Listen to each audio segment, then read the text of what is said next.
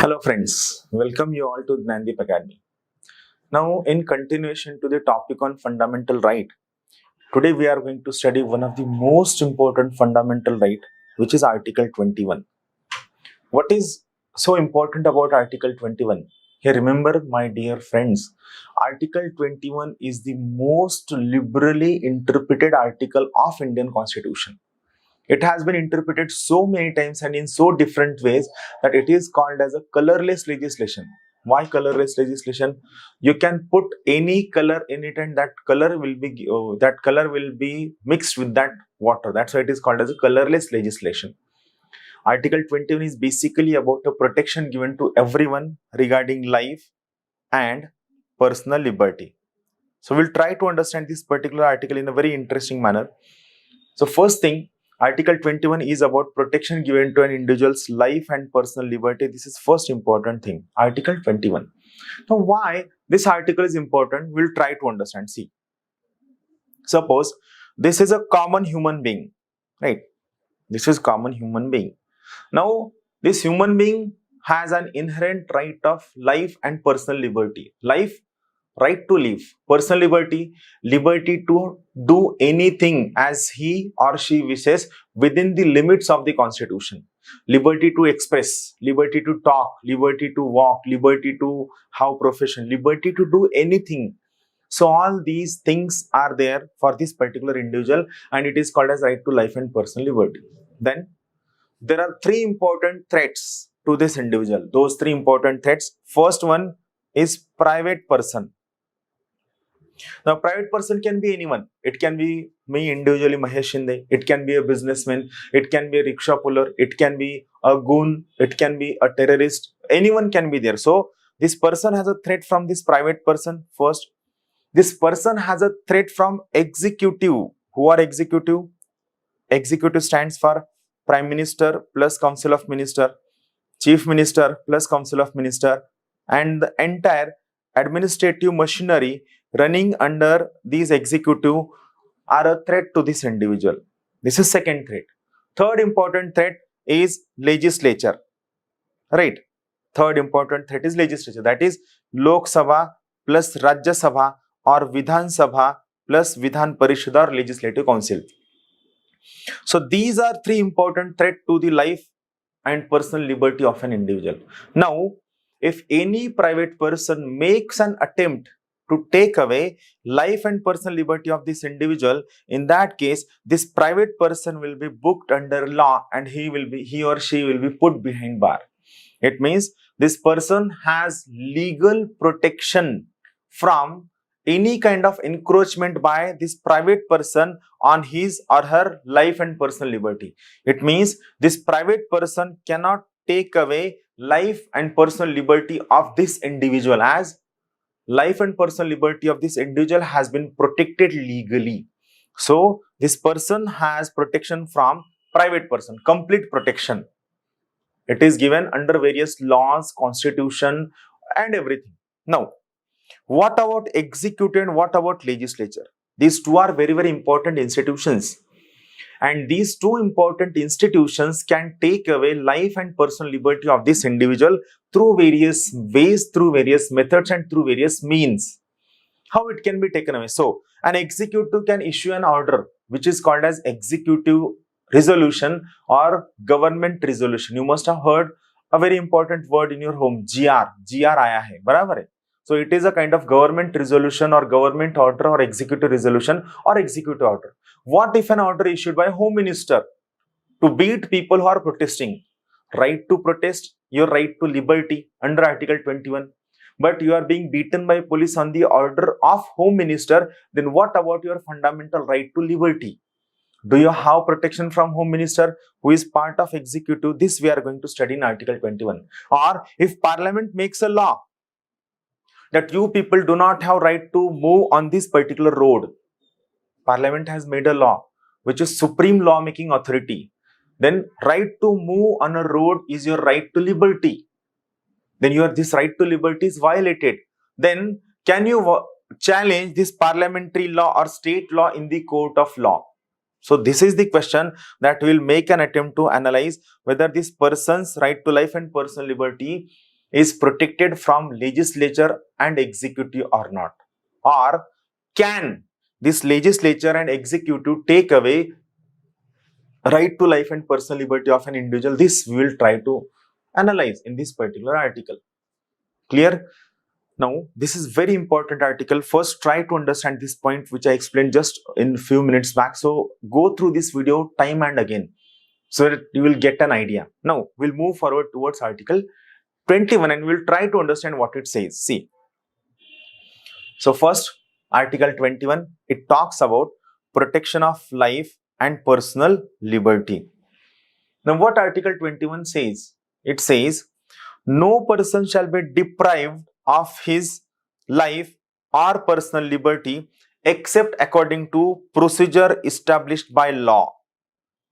I will not go into the analysis of this line. I will just try to explain you what is this procedure established by law. First, law. What is law? These are set of rules, regulations and terms and conditions which are passed by a legislature. So, who makes a law? Law is made by, in case of India, it is made by Parliament in the center, and in case of state, it is State Legislative Assembly in the states. So, a procedure established under law, it means a procedure established by Parliament. So, this person have been provided with right to life and personal liberty, but there is an exception to this life and personal liberty. What is that exception? This life and personal liberty can be taken away by procedure established by law. It means this life and personal liberty can be taken away by a procedure established by Parliament. Where is the word Parliament? Here comes the word Parliament. Will come forward. So, this is just simple. I just wanted to tell you what is Article 21. Article 21, it talks about right to life and personal liberty. And it says, no person shall be deprived of his life or personal liberty except according to procedure established by law. Now, fifth important factual things. Article 21 is applicable to both citizens as well as non-citizens. Means it is applicable to every human being irrespective whether that human being or that individual is citizen or not. Article 21 made an attempt to explain what we have in India, whether we have procedure established by law or we have due process of law. Now here, an important point. This procedure established by law has been taken from English Constitution, that is, it has been taken from UK. Due process of law has been taken from US Constitution, that is American Constitution. Then what is basic difference between these two things? See, procedure established by law, it makes Parliament supreme. Procedure established by law makes Parliament supreme. It means whatever Parliament says shall remain final, whereas due process of law, it talks about judicial supremacy. It means what judiciary says shall remain final. Clear? So this is basic difference, and here we will make an attempt about what we have in India, whether we have procedure established by law or we have due process of law. We will make an attempt to explain this important point, what we have, whether procedure established by law or we have due process of law. Clear? Before, I just want to give you a simple understanding about these two lines in your own language. See, I will try to explain these two words in a simple scenario. Let's say your friend has called you for the party. Party is there in the night at his home. You are going for the party. Now friend asks you that you come for the party at 9 AM. And you tells that friend that, dear Rakesh, I will be there by 9:15. See, you are telling your friend that you will be there by 9:15. So it is fixed time. It is a procedure that you will reach at the party venue by 9:15. So it is a procedure. So it is procedure established by law. Now, what about due process of law? You know, the party is going to start at 9 o'clock. You are going to reach at 9:15. But real party starts at 11:30. And you have many works pending at your office or at your home. So it tells your friend, my dear friend Rakesh, I will be there in due time. See, you are using word due time. It means I will be there on rational time. I will be there on correct time. So we will reach party at 11:30 instead of 9:30. So when we take word by word meaning of a particular law or a statute or what is being said in words, and we do not go into the intentions. I'm using word, we do not go into the intentions. It is procedure established by law. Whereas when we take rational decision, when we go into intentions of a particular thing, when you think about what are the intentions, what are the possible outcomes, what is rational, what is good, that is called as due process of law. That's why Article 21 makes an attempt to various judicial decisions that what we have in India, whether we have parliamentary supremacy or we have judicial supremacy, that will make an attempt to explain in this very simple article. Clear? Now see. So, first came Gopalan case in 1950. In Gopalan case, Article 21 was narrowly interpreted. This is important. Article 21 was narrowly interpreted. Now, what it said? See, I will repeat the article once again. It says, no person shall be deprived of his life or personal liberty. It means every person has been provided with a fundamental right of life and personal liberty. No person shall be deprived of his life or personal liberty, except, it means there is an exception. There is an exception to the protection provided to that person's life and personal liberty. It means I am saying that yes, you have right to life and personal liberty. Yes, you have. But there is an exception to this protection. What is that protection? What is that exception? That exception, except procedure established by law. It means what it says? It says you have right to life and personal liberty, but this right to life and personal liberty can be taken away by procedure established by law. It can be taken away by procedure established by law. It means a person's life or personal liberty can be taken away by law. Who makes a law? Legislature, that is parliament, and state legislature can make a law. It means going in the beginning, see, as per A.K. Gopalan case, if this is a person and this person has been provided with right to life and personal liberty, so who cannot take away right to life and personal liberty? This private individual cannot take away, this executive cannot take away, cannot violate right to life and personal liberty, but this legislature can violate as per Article 21. Why? It has been said this person has been provided with right to life and personal liberty, but there is an exception to right to life and personal liberty, and that exception is procedure established by law. That is a law made by legislature can violate this right to life and personal liberty. So move forward. So in A.K. Gopalan case, Article 21 was narrowly interpreted. So person's life or personal liberty can be taken away by law, that is legislature. It means person has protection from private person, as we have seen in the previous diagram, and has protection from arbitrary executive action, that is, but not from arbitrary legislative action. It means your right to life and personal liberty is not protected from legislative action. It means legislature can take away your right to life and personal liberty. It means legislature can take away life and personal liberty of an individual even by arbitrary action. And judiciary can check only procedural aspect. It do not go into intentional aspect. As per A.K. Gopalan case, judiciary can check only worldly aspect, or it can check only procedural aspect. It cannot check intentional aspect. Procedure established by law prominently reflect parliamentary sovereignty. So in A.K. Gopalan case, it was very clearly seen that we have parliamentary sovereignty, or what parliament says is final in India like in England. So this was the first judgment in case of Article 21. Then came Menaka Gandhi case of 1978. Now what it said? In Menaka Gandhi case of 1978, there was wider interpretation of Article 21. In Menaka Gandhi case of 1978, there was wider interpretation of Article 21. And what was there? Now, what judiciary said during Menaka Gandhi case? We'll try to understand. Judiciary said, no person shall be deprived of his or her life or personal liberty, same like Article 21, except procedure established by law. It said that yes, this sentence remains, except procedure established by law, but this procedure should be just, fair and rational. It means yes, it's true. judiciary has the right, sorry, legislature has the right to take away life and personal liberty of an individual. Yes, we accept it, right? Legislature has the right to take away life and personal liberty of an individual. We accept it, but this law made by parliament should be what? It should be just, it should be fair, it should be rational. It means here only procedural aspect was seen, right? But here intentional aspect was seen. Intention, what is the intention is being seen here in this particular case.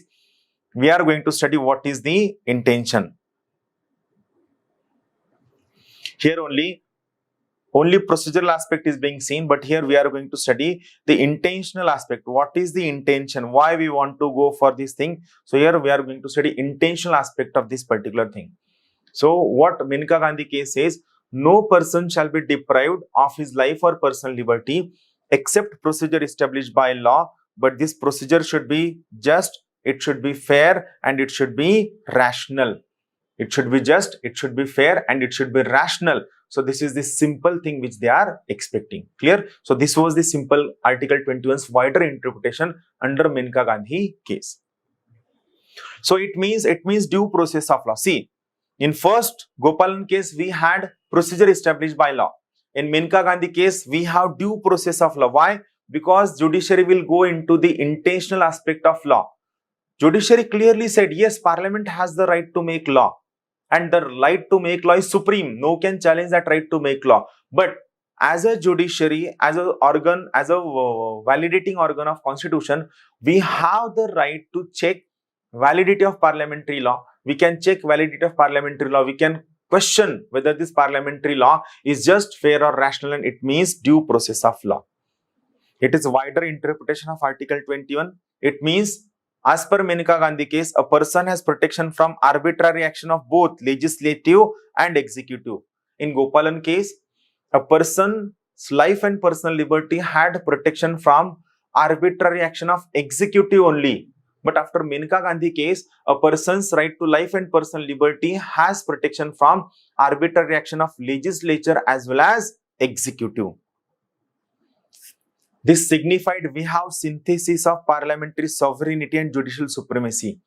How synthesis? We have studied this point while studying features of constitution, but here what it says, yes, a person's life and personal liberty can be taken away by legislature. So it shows parliamentary sovereignty, but this law made by legislature should be just, it should be fair, and it should be rational. It shows we have judicial supremacy. It means in Indian constitution, we have synthesis of parliamentary sovereignty and judicial supremacy.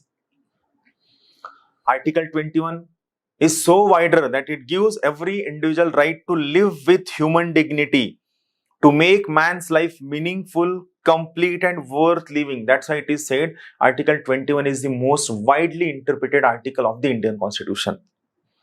Supreme Court declared certain point as a fundamental rights under Article 21, and the list is not exhaustive. It is open for many interpretation. First one, right to live with human dignity, right to privacy, right to shelter, right to health, right to free legal aid, right to speedy trial, right to information, right to sleep, right to electricity, right to freedom from noise pollution, right to free trial, right to timely medical treatment in government hospitals.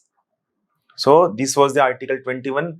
It shows clearly that we have synthesis of both parliamentary sovereignty and judicial supremacy. So my dear friends, all these videos are available on our batch in the app. Keep sharing with your friends, and whatever questions you have regarding this point, please put in the comment box of YouTube channel. You'll definitely get the answer. Till then, thank you very much. Have a good day. Thank you.